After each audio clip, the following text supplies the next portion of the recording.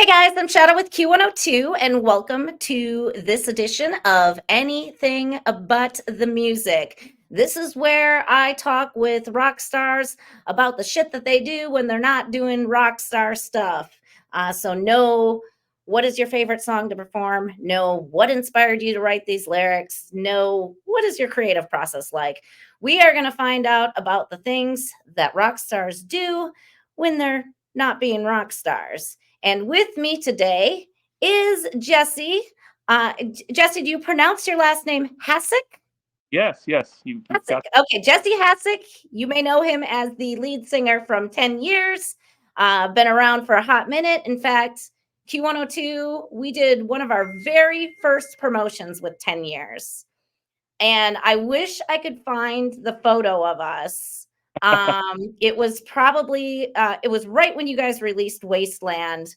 yeah. We did. You were playing at the Rockwell or Juke Joint or whatever it was called at the time, and we did a promotion next door at a pizza place.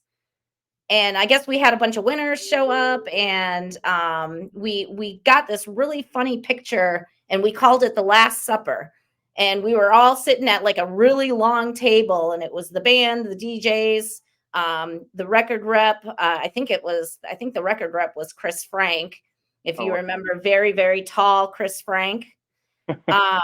And yeah, so that was like one of Q102's very first ever promotions when our station launched.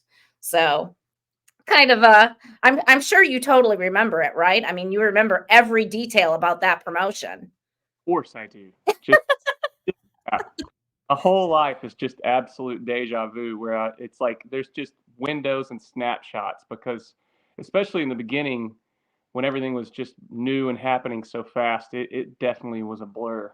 Oh, I bet. I bet.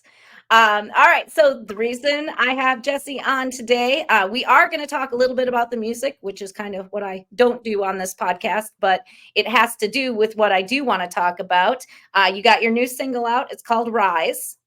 So anyone can go find that anywhere that they get their music. But when you guys released the single, you sent radio stations and whoever these little promotional packages of a awesome coffee mug, which I should have brought down here, but I didn't, and a some Rise coffee.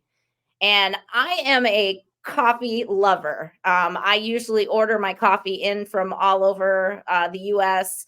And so I was super stoked to try it. And then when I did, it was absolutely amazing. So then I was like, I got to get these guys on and I need to know how it all happened. Like the when doing my research, I found that there's a lot of bands that dive into the coffee world. Well, Um, I mean, so much of our everyday lives, especially being on the road and changing time zones and traveling all the time, the coffee is 100% a necessity. And a while ago, we had just it came across our minds and just topic about, man, we could do coffee, that would be cool. And we had like one of our older songs, 11 a.m. Daydreamer, and we had come up with just different ideas, just as like brainstorming. And then of course out of nowhere, our bass player's like, hey guys, you know that I have a coffee company over here, right? Well, what? He's got a coffee company? yeah, so our bass player has a coffee company back in our hometown of Knoxville, Tennessee, and he has the connections to whatever flavor and style of coffee and quality, and so it went from an idea to reality very quickly. Whenever the song "Rise" had been worked on and written and not totally finished, but its demo version has been alive for a long time, and we just had it in the back burner. And then when it came time for it to come forward, our guitar player's like, "You remember us talking about coffee? Well, Rise and coffee, that works too easy." So we took the opportunity and then got back in touch with our bass player, and he was like, "Well, come on down to." So we went to a place that's almost like a wine or bourbon specialist, but for coffee. So we sat down and just blind tasted all these coffees that and kind of figured out and picked. We could even blend different flavors and stuff, and it was all because our bass player had the connection to do so. But it really turned out to be much better coffee than I expected. I've already been through a couple bags myself. No, it is really good. I mean, it's so good that if you jump on your website, it's sold out right now. Yeah, yeah. Well, I mean, again, we're just it was kind of just a funny idea to do something different than just t-shirts and clothing, and it it was a hit. So I think that we're because we just did a small run just to see, and also guitar player also had the idea of like to pay love and tribute to everyone that supported us over the years. He was like, let's send everybody gift packs, and who doesn't love coffee? So I'm glad you guys enjoyed it because we really felt like you guys would partake in the coffee and like it. Oh, absolutely. So that's so cool. When I got the coffee, the first thing I did was went and looked to see who it was. And now, because I don't have the coffee in front of me, what is the name of the coffee place that had it? Um, Um, it is is it Mountain something? No, I can't. yeah, Dang it! it's I wish I had that in front of me. Golden Mountain Roasters or something like that. Yeah, something like that. Because funny thing is like when you Google 10 years and rise and coffee, it pulls you.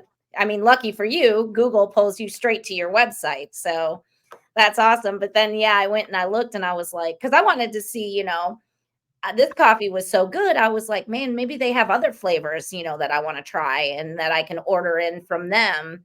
But for some reason, it's the name of the actual coffee maker eludes me, and I think it eludes you too. So might have Close. to figure that one out. Something to do with like Golden Mountain Roasters or something. I'm Yeah, probably it's in Knoxville, right? You said Knoxville, correct?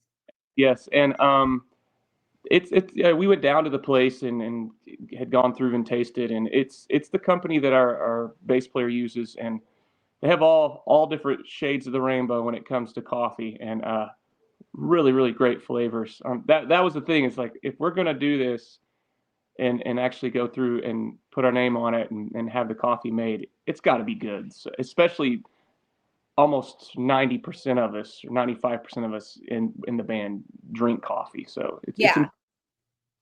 Yeah, it's definitely really good. I mean, like I said, I want to I'm about halfway through the bag, so I want to make sure that I can get out and definitely get some more. So this question here, this may not be an appropriate question, but I'm going to ask it anyway. So when it comes to the sales of this coffee, does 10 years, are you guys able to make money on selling this brand? yeah, definitely. Yeah, it's we buy it in bulk, but yes, we pretty much at this point, from being around for so many years, have become very hands-on DIY style with almost everything we do. Like our guitar player owns the merchandise print, like screen printing manufacturing company that we get all our merch through. Our other guitar player owns the studio that we record at. We own our tour bus. Like we do everything now just because we're like, you know what, we can cut out the middleman, have better quality control, and just do it ourselves easier. That's absolutely wonderful. Heck, man, I could probably have every band member of 10 years on this show. Talk about the recording studio, talk about the press, printing, all that fun stuff. Um, that is so cool. Well, definitely thank you for thinking of Q102 and sending us a bag of this coffee. I was so happy to receive it. I do want to end this podcast with just some kind of rapid fire questions, just fun little stuff that maybe our viewers don't know. Personal stuff. Okay. These are very, very, very personal questions. All right. All right. Favorite pizza topping? Uh, Probably mushrooms. Mushrooms. It's the first I've gotten with that one. All right. Best binging show. Oh man. I don't know. I get locked into like all the docu series and stuff. I can't. I don't have one in particular, but it's. I'm not a big TV guy, so it's just probably just some docu series stuff. Like when it gets into long-winded series with a lot of seasons, I just don't have the attention span for it. Yeah, I'm a big doc person too, so I understand that. All I want right. to. Know. Best cereal on the market. Man. the kid in me loves like fruity pebbles and stuff, but like I Yes. also I'm I don't I grew up vegetarian and healthy, so I probably like the junk food now just because I didn't get it when I was young. I was eating like grape nuts and raisin bran. That's so funny. My husband's the same way. Like his family, they grew up all natural, eating healthy and stuff like that. And now he puts like the absolute worst things into his body. The stuff that I was able to have as a kid, and now I'm like, I ain't touching that stuff anymore. That's bad juju, but he loves it. So, all right. What word do you have a hard time pronouncing? Oh my god. I know these are hard questions. What? I have a hard time remembering things that I should know. Um, I don't know. I can't roll my tongue, so anything that's like to speak it proper Spanish, like I cannot roll my tongue. So that's the Okay, yep, and I'm there with you. All right, last but not least, what dish do you cook the best? I'm a breakfast guy, so basic uh, eggs, bacon, biscuits, gravy. Like I usually handle the breakfast in the household. Nice. Okay, follow-up question. Do you make your biscuits and gravy from scratch or do you use a packet of the white country gravy? For the most part, I just use packets. But if I get ambitious, I'll try. I remember the very first time I ever tried to make gravy in my life. I was a teenager trying to make my mom a Mother's Day breakfast in bed, and God love her, she ate it, but I didn't realize it takes very little flour to make gravy, and it was like brick mortar. It was so I've gone through a lot of trial and error with the gravy. Yeah, I have to agree. I remember a long time ago, me and some friends decided we were gonna have a biscuits and gravy cook-off. Like this is what we do on our Saturday. And I made mine from scratch and my buddy made his from a packet, but we didn't tell each other, exactly what we used. And I was like, "Holy crap." I'm like, "Your biscuits and gravy is so good. You need to give me that recipe." And he was like, "Oh, I can't. It's a family secret." And I was like, "Are you serious?" And then like one of our other friends like threw him under the bus, went over to the trash can and was like, "Here's his family secret, it's Pioneer." So Gravy, it works great. So, well, Jesse, thank you so much. It was really cool learning about getting into the whole coffee industry. I mean, if I could have a coffee named after me, I would 110% do it. But I appreciate you taking the time for coming and being on Anything But the Music. My pleasure, and I'm glad you like the coffee because we had that idea floating around for a while, and then when our bass player was like, "Well, I can actually get some good quality stuff, and we can pick and choose," we were like, "Bingo, we're going." Yeah, who would have thunk it? You just happen to have a person in the band that's in the industry. Nice. All right. Thank you so much. And join us in another 2 weeks for another episode of Anything But the Music.